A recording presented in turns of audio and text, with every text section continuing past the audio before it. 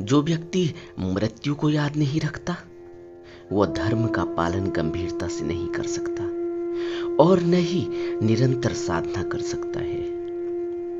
हमारा मृत्यु को और संसार की अनित्यता को भूल जाना ही भटकन का कारण है। इस संसार में व्यक्ति तभी भटकता है क्योंकि वह यह सोच रहा है कि हमें यहीं रहना है। इसीलिए संसार में दौड़ते रहो, यहाँ के पदार्थों को, यहाँ की सारी सुख सुविधाओं को इकट्ठा कर लो, क्योंकि जाना किसने है? जब यहाँ रहना है तो सब कुछ चाहिए ना। यही मृत्यु का बोध नहीं होने के कारण, मृत्यु की याद नहीं होने के कारण हम इस संसार की अनित्यता को नित्य समझते हैं, परमानेंट समझते हैं। और एक बुद्ध गुरु कहते हैं कि तुम चाहे ब्रह्मा, इंद्र या पूरे विश्व के सम्राट के समान क्यों न हो, परंतु जब अंतकाल आएगा तुम भी एक सेवक अपने साथ नहीं ले जा सकोगे। तुम यहां से एक सुई भी नहीं ले जा सकोगे। तुम अपने साथ अपना एक भी सामान नहीं ले जा सकते। ये सब उस समय तुम्हारी कोई सहायता नहीं कर सकते। तुम भले ही कई देशों पर शासन करने वाले एक शक्तिशाली सम्राट ही क्यों न हो, पर जब मृत्यु का समय आएगा तुम अपने साथ जौ का एक दाना तक नहीं ले जा सकते। उस समय तुम में और एक भिखारी में कोई अंतर नहीं होगा। बुद्ध गुरु आगे कहते हैं कि जब तुमने अपनी मां की कोख में जन्म लिया था तुम तब भी बिल्कुल अकेले थे, और जीवन के मध्यकाल में जब तुम बीमार हो जाते हो, कष्ट या पीड़ा से गुजरते हो, तब भी तुम अकेले ही सहते हो। और जब मृत्यु का समय आएगा, मृत्यु के अनुभव से भी तुम्हें बिल्कुल ही अकेले गुजरना होगा। यह बीच में एक भ्रम हमने पैदा किया हुआ है कि हमारे साथ बहुत लोग हैं, हमारे साथ सब हमारे अपने हैं, और यह भ्रम, अपने का भ्रम हमें भुलाए चला जाता है, हमें इस संसार की याद, इसकी असलियत से दूर करते चला जाता है। और जब तक हमें यह असलियत, हमें यह भ्रम हमारा नहीं टूटता कि हम यहाँ अकेले हैं और हमारी मृत्यु निश्चित है, तब तक हमारे अंदर से यह पर्दा, यह भ्रम का पर्दा नहीं गिरता। और जब तक भ्रम का पर्दा नहीं गिरता तब तक व्यक्ति धर्म का पालन गंभीरता से नहीं कर सकता, निरंतर साधना में रत नहीं रह सकता। मृत्यु और संसार को वह भूलता चला जाता है और संसार को वह अपना बनाए चला जाता है, यह समझकर कि उसने यहीं रहना है।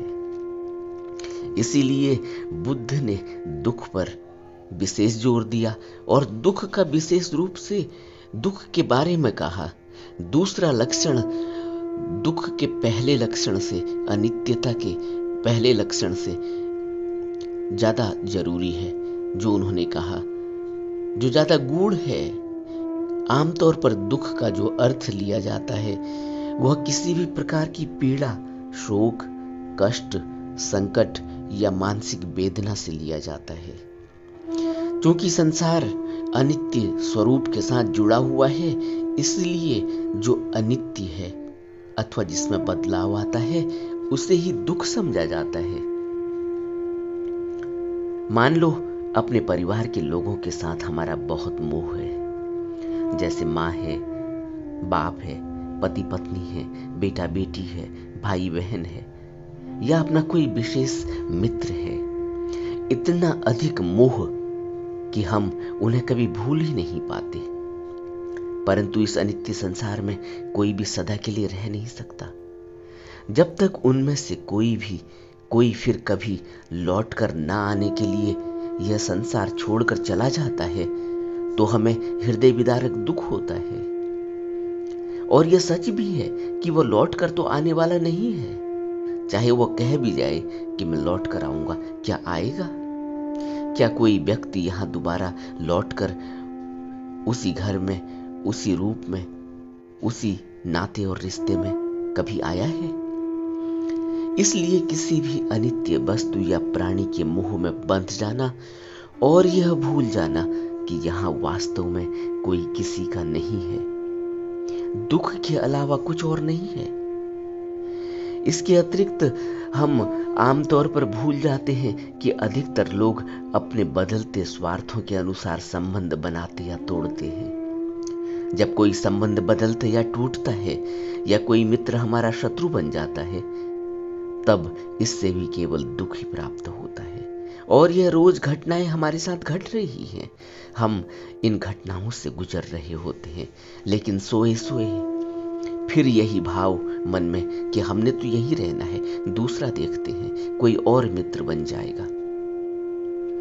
फिर हम यह भी स्पष्ट रूप से नहीं देख पाते कि न तो यह संसार और न यह शरीर ही वास्तव में अपना है, दोनों ही अनित्य हैं। दोनों में से किसी के साथ भी हमारा मोह अंत में दुखदायी ही होगा, भले ही वह मोह सकारात्मक रूप से राग या आकर्षण का हो या नकारात्मक रूप से द्वेष या घृणा का हो। फिर भी अपनी घोर अज्ञानता के कारण हम शायद ही इनसे मुक्त हो पाते हैं। सुख की खोज हमें उन पदार्थों के पीछे भगाए चली जाती है जो हमें पसंद है, परंतु सुख कभी भी हमारे हाथ नहीं लगता।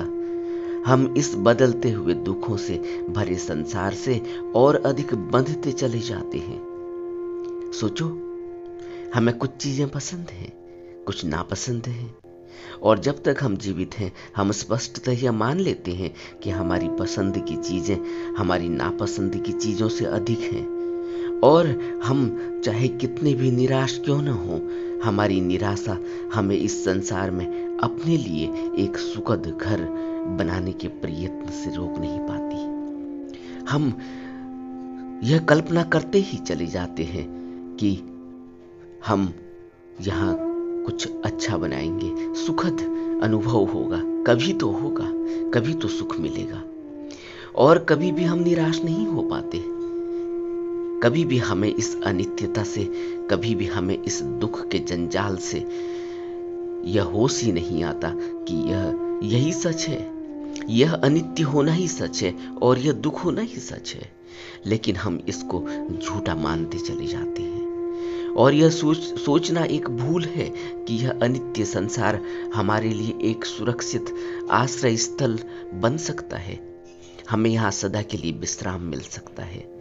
यहाँ सबको सर्वत्र दुख भोगना ही पड़ता है। दुख की सर्वव्यापकता को स्वतः सिद्ध सत्य या आर्य सत्य कहा गया है बुद्ध ने, और इसे सम्यक ज्ञान या बुद्धत्व की प्राप्ति द्वारा ही समझा भी जा सकता है। बुद्ध के उपदेश में इसे प्रथम आर्य सत्य कहा गया, क्योंकि यह समझने पर कि यह संसार दुखों का घर है, मनुष्य को निर्वाण प्राप्त करने और इस संसार से सदा के लिए छुटकारा पाने की प्रेरणा मिलती है। एक संबोधि प्राप्त व्यक्ति को समस्त संसार दुखों की भट्टी के समान दिखाई देता है। केवल वही लुभावने सांसारिक विषय भोगों के जाल की पहचान कर सकता है, जिनमें उलझकर लोग भयानक दुख और कष्ट भोगते हैं। यह हम रोज देख रहे हैं, कैसे कैसे लोग कष्ट और दुख भोग रहे हैं। क्या हमें दिखाई नहीं देता? उसके बाद भी हमारी आंख से पर्दा नहीं हटता। बुद्ध तभी कहते हैं कि इस निरंतर जल रहे इस संसार में कैसी खुशी, कैसा आनंद। तुम जो अंधकार और अज्ञानता से घिरे हुए हो, प्रकाश की खोज क्यों नहीं करते? यह बुद्ध के वचन है कि तुम प्रकाश की खोज क्यों नहीं करते? क्या तुम्हें अपना अंधकार दिखाई नहीं देता? केवल वे ही वास्तव में सांसारिक प्रलोभनों से विमुख हो सकते हैं जिन्होंने आंतरिक प्रकाश को देखा है, जिन्होंने अंदर वह प्रकाश देखा और वह उच्चतर आनंद का अनुभव किया, क्योंकि उन्हें इस बात का सच्चा ज्ञान हो जाता है कि मोह, लालच, द्वेष और अन्य सांसारिक विकार दुख के कारण हैं, और सच्चा सुख केवल इस संसार से मुक्त होकर निर्वाण प्राप्त करने में ही है। बुद्ध कहते हैं मोह से बड़ा कोई ताप नहीं है, मोह से बड़ा कोई ताप नहीं, और द्वेष से बड़ा कोई दुर्गुण नहीं है। मनुष्य जीवन के अनित्य होने से बड़ा कोई दुख नहीं, और शांति से बढ़कर कोई सुख नहीं। लोभ एक भयानक रोग है। आशाएं, तृष्णाएं महान दुख देने वाली हैं। जिस व्यक्ति को इस वास्तविकता का सच्चा ज्ञान हो गया, उसके लिए निर्वाण ही परम आनंद है। यह बुद्ध के वचन है कि जिस व्यक्ति को इस वास्तविकता का सच्चा ज्ञान हो गया, उसके लिए निर्वाण ही परम आनंद है। कौन सी वास्तविकता बुद्ध कहते हैं? बुद्ध कहते हैं कि क्या तुम्हें दिखाई नहीं दे रहा है कि मोह में तुम कैसे जल रहे हो, और मोह का दुख और मोह की पीड़ा कब पता चलती है? जब कोई अपना प्रियजन इस संसार को छोड़कर जाता है। सोचो, क्या हमें उन रोने वाले लोगों की, और जिस तरह से घर में रोना धोना होता है जब किसी व्यक्ति की जो हमसे जुड़ा हुआ था उसकी मृत्यु हो जाती है, हम जिसके मोह में थे और अब वह लौट कर नहीं आएगा, वह रोना धोना देखकर भी तुम्हें यह याद नहीं आता कि इससे बड़ा कोई ताप नहीं। बुद्ध कहते हैं मोह से बड़ा कोई ताप नहीं, लेकिन दिखाई नहीं देता, और द्वेष से बड़ा कोई दुर्गुण नहीं। क्या दिखाई नहीं देता कि क्रोध में किस तरह से व्यक्ति अपने अंदर अपनी उस ऊर्जा को नष्ट कर रहा होता है, किस तरह से अपनी उस आंतरिक ऊर्जा को इस संसार में फैला रहा होता है, किस तरह से उसका दिमाग और उसका पूरा शरीर नकारात्मक ऊर्जा से भर जाता है, और पूरी जिंदगी वह उन लोगों के लिए जिन्होंने उसको दुख दिया है, वह मानता है कि दुख दिया है या कष्ट दिया है या उसकी तरह उन्होंने कोई कार्य नहीं किया, तो द्वेष पैदा होता है, तो बहुत नफरत पैदा हो जाती है, घृणा पैदा हो जाती है, उस व्यक्ति के प्रति बड़ा रोष पैदा हो जाता है। यह दुर्गुण पूरी जिंदगी भर चलता है और पूरी जिंदगी मनुष्य का पीछा करता है। मनुष्य इस दुर्गुण से बाहर नहीं निकल सकता, नहीं निकल पाता। यह बहुत बड़ा दुर्गुण है। द्वेष पूरी जिंदगी मनुष्य अपने अंदर लेकर ढोता है और क्रोध का कारण बनता है, ईर्ष्या का कारण बनता है, नफरत का कारण बनता है, घृणा का कारण बनता है, मारपीट और झगड़े का कारण बन जाता है, और पूरी जिंदगी उसकी नरक बन जाती है। इसीलिए बुद्ध कहते हैं, क्या तुम्हें दिखाई नहीं देता यह कितना बड़ा दुर्गुण है? और अनित्य होने से बड़ा कोई दुख नहीं। क्या तुम्हें यह अनित्यता दिखाई नहीं देती? तुम अनित्यता को देख ही नहीं पा रहे हो। यह देख कर भी कि रोज यहाँ व्यक्ति इस जीवन को छोड़कर जा रहा है, रोज यहाँ चीजें बदल रही हैं, वही चीजें, वही वस्तुएं, वही मनुष्य जो सुख दे रहा था कल तक, आज दुख देने लगा है। क्या यह अनित्यता दिखाई नहीं देती? तो बुद्ध कहते हैं कि इससे बड़ा कोई दुख नहीं है, लेकिन तुम्हें दिखाई नहीं देता। क्यों? क्योंकि तुम्हें यह एहसास ही नहीं हो पा रहा है अभी कि यह दुख है, अनित्य है। यह नित्यता दिखाई दे रही है, यह परमानेंट रहने वाला दिखाई दे रहा है। और बुद्ध आगे कहते हैं कि शांति से बढ़कर कोई सुख नहीं। सोचो, पूरी जिंदगी मनुष्य मेहनत करता है, यह भी पा लेना चाहता है, वह भी पा लेना चाहता है, सारी सुख सुविधाएं जुटाता है, और क्या शांति है? क्या मन में कोई शांति है? क्या कोई सुख उसको कभी अनुभव हुआ है? पूरी जिंदगी वह दौड़ भाग कर रहा है, क्या उसको कोई सुख अनुभव हो रहा है? सुख तो अनुभव ही नहीं हो रहा है। कितनी टेंशन है, और टेंशन में दिमाग फटा जा रहा है, ब्रेन हैमरेज होते चले जा रहे हैं, हृदय की पीड़ाएं बढ़ती जा रही हैं, हृदय के रोग बढ़ते जा रहे हैं। सोचो, आज मनुष्य का जीवन कितना दुखद हो गया है। 28, 30, 35-40 साल के आदमी को हार्ट अटैक हो जा रहा है, उसको शुगर हो जा रही है। क्या यह हमें दिखाई नहीं देता? क्या हमें रोज यह चीजें दिखाई नहीं दे रही हैं? क्या कारण है? कारण यही है कि हम जिन वस्तुओं को पाने की कोशिश कर रहे हैं, जिन सुख सुविधाओं के पीछे पड़े हुए हैं, उनको पा तो लेते हैं, लेकिन हमारे शांति चली जाती है, हमारे अंदर से मानसिक शांति चली जाती है, हमारा शरीर शांत नहीं होता, हमारा मन शांत नहीं होता, और इतनी अशांति और इतना वेग पैदा हो जाता है कि ब्रेन हेमरेज तक हो जा रहा है। सोचो, दिमाग की नसें फट जा रही हैं। तो हम कर क्या रहे हैं? हम कौन सी अंधी दौड़ में भागते चले जा रहे हैं? क्या हमारी आंखें बंद हो गई हैं? क्या हमारा दिमाग बंद हो गया है? क्या हमारी सोचने समझने की ताकत बंद हो गई है? बुद्ध कहते हैं शांति से बढ़कर कोई सुख नहीं है। क्या हमें बुद्ध के वचन हमारे कानों में घुसते ही नहीं? हम रोज तो पढ़ते हैं इन वचनों को, फिर शांति कहाँ चली गई? फिर हमारा यह दिमाग इतना अशांत क्यों है? इसीलिए बुद्ध कहते हैं कि जरा सोचो, लोभ एक भयानक रोग है। इतना बड़ा रोग पाल रहा है मनुष्य कि लोभ क्या है? कि यह भी पालूं, वह भी पालूं, यह दूसरे के पास है, मेरे पास क्यों नहीं? यह उसने कैसे पा लिया, मैं क्यों नहीं पा पाया? क्या मेरे अंदर कोई कम काबिलियत है? क्या मेरे पास कोई कम डिग्रियां हैं? क्या मेरे पास कोई कम इंटेलिजेंस है? क्या मेरे पास कोई कम इंटेलेक्ट है? मैं क्यों नहीं पा सकता? यह लोभ एक भयानक रोग है। बुद्ध कहते हैं किस तरह से रोगी हो जाता है मनुष्य, किस तरह से यह लोभ उसको जकड़ लेता है कि यह भी मेरा, यह भी मेरा, यह भी पालूं, वह भी पालूं, सब अच्छा ही दिखाई दे रहा है।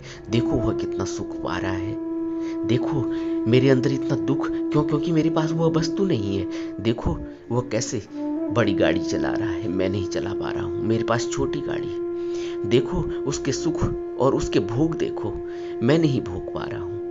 इस लोभ के कारण कितना भयानक रोग उसके अंदर पैदा हो गया है, मनुष्य को दिखाई ही नहीं देता। तो बुद्ध कहते हैं कि लोभ एक भयानक रोग है। तुम्हें उस रोग की दवा चाहिए, और उस रोग की दवा क्या है?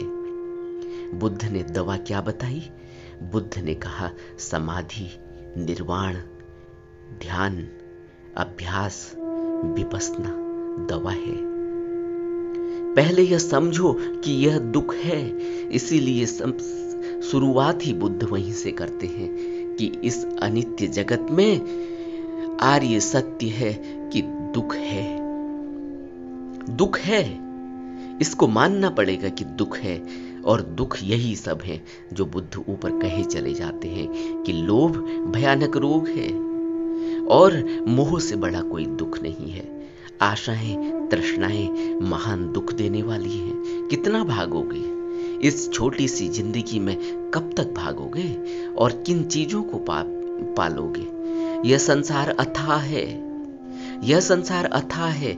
यहां तुम्हारी जहां तक आंख भी नहीं जाती, यह उससे भी बड़ा है। बियॉन्ड होराइजन, होराइजन तक ही देख सकते हैं ना। जब होराइजन तक पहुंचेंगे फिर उतना ही दिखाई देगा।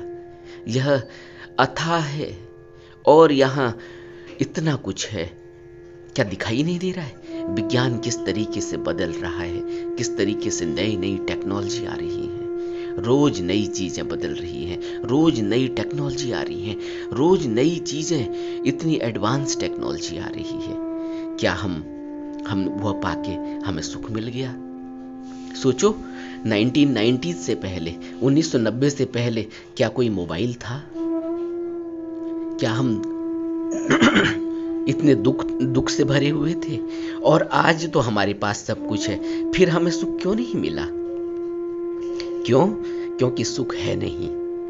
इसलिए कह रहे हैं ये आशाएं, ये तृष्णाएं महान दुख देने वाली हैं। और जिस व्यक्ति को इस वास्तविकता का सच्चा ज्ञान हो गया, उसके लिए सिर्फ निर्वाण की साधना, सिर्फ समाधि ही परम आनंद है। तब उसे पता चलता है, तब उसे गहरे में यह एहसास हो जाता है, उसके अंदर हृदय में यह बात इतने गहरे में बैठ जाती है कि निर्वाण ही परम आनंद है। कहीं नहीं जाना, सिर्फ बैठना है, सिर्फ समाधि में बैठना है, कुछ नहीं करना है, सिर्फ बैठना है। Just sit. किसी जैन फकीर ने कहा, किसी जैन साधु ने कहा है, जस्ट सिट, कुछ नहीं करना, चुप बैठना है, सिर्फ बैठना है। यही परमानंद है, कुछ नहीं करना ही परमानंद है। हमें भी बुद्ध के वचनों से, बुद्ध के उपदेशों को बहुत गहरे में अंदर बैठाना चाहिए। हम पढ़ते तो हैं, लेकिन अभी हमारे अंदर वो बैठ नहीं रहे हैं। अभी हमने उनसे रस लेना शुरू नहीं किया, अभी हमें उनका आनंद अनुभव नहीं हो रहा है। हमें बुद्ध के उपदेशों को बहुत गहरे में मनन की आवश्यकता है। एकांत में बैठकर मनन करने की, चिंतन करने की आवश्यकता है, ध्यान करने की आवश्यकता है, गहरे ध्यान में उतरने की आवश्यकता है। और यही इस मनुष्य जन्म का उद्देश्य है। नहीं तो यह जीवन व्यर्थ में, दुख में ही बीत जाने वाला है। जो बुद्ध कह रहे हैं, आशाएं, तृष्णाएं महान दुख देने वाली हैं। कुछ नहीं मिलता जीवन में, दुख के सिवाय कुछ भी नहीं मिलता। और यह पता चलता है जब मौत सामने आती है। हमने एक गाथा सुनी थी ना, बुद्ध कह रहे थे गौघातक के बेटे को कि बेटा, कि मेरे पुत्र, मौत तेरे सिरहाने पर खड़ी है, तेरे पलंग पर खड़ी है। अब तू याद कर, अब तू बुद्ध के वचनों को याद कर, उन उपदेशों को याद कर, अब तू ध्यान को याद कर, समाधि को याद कर। हमें भी बुद्ध के उपदेशों को गहरे में मनन करना चाहिए और ज्यादा से ज्यादा ध्यान करना चाहिए। यही इस जीवन का मुख्य उद्देश्य है, इसीलिए यह जीवन मिला हुआ है।